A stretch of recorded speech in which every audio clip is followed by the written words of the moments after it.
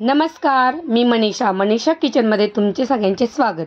आज आपण बनवणार आहोत चमचमीत छोल्याची भाजी. चला तर मग पाहूया रेसिपी.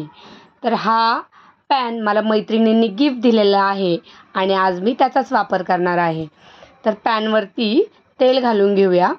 मी 2 चमच्याच्यावर तेल घातलं. तेल गरम झाल्यावर सगळ्यात पहिली आपण जिरीची फोडणी दिली.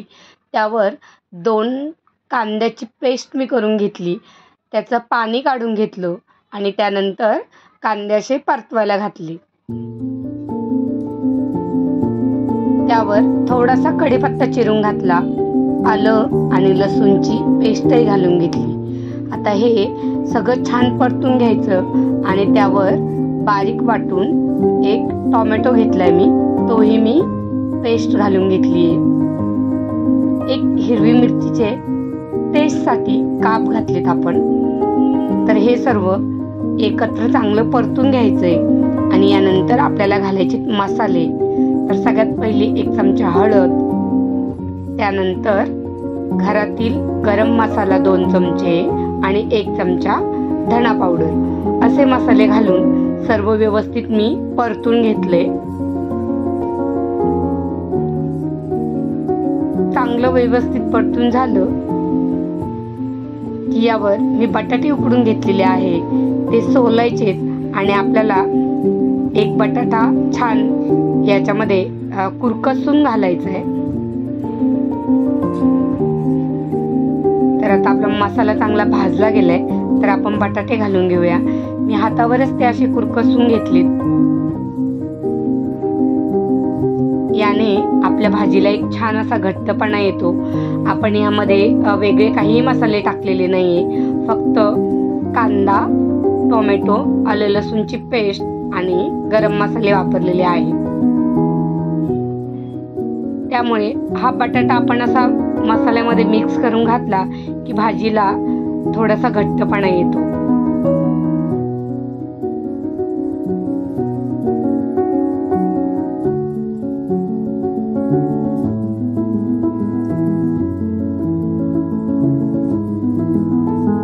बटाटा मसाल्यामध्ये चांगला मिक्स करून झाला की यावरून शिजवलेले छोले घालून घ्यायचे. मी आधीच कुकरला छोले शिजून घेतलेले आहे. आता ते या मिश्रणामध्ये ओतून घ्यायचे आणि मी जेव्हा ते कुकरला शिजून घेतले तेव्हा छोल्यांमध्ये मीठही घातलं होतं, म्हणजे चण्यांची टेस्ट छान लागते.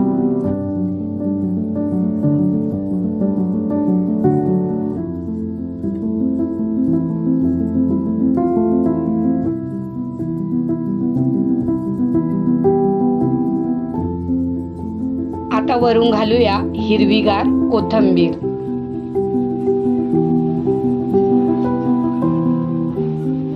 आणि काही उकडून घेतलेले बटाट्याच्या फोडी. त्यानंतर थोडेसे छोले मी असे मिक्सरला वाटून घेतले. यामुळे छोल्यांची चवही वाढते आणि छोले छान घट्टही होतात. आता हे सर्व छान मिक्स करून छोल्यांना चांगली उकळी येऊ द्या.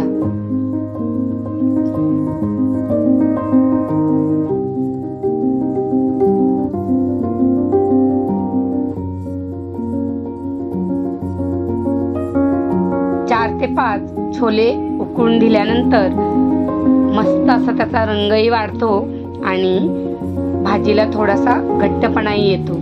तर अशी चमचमीत अशी आणि एकदम सोप्या पद्धतीने सांगितलेली आपली छोल्याची भाजी तयार आहे.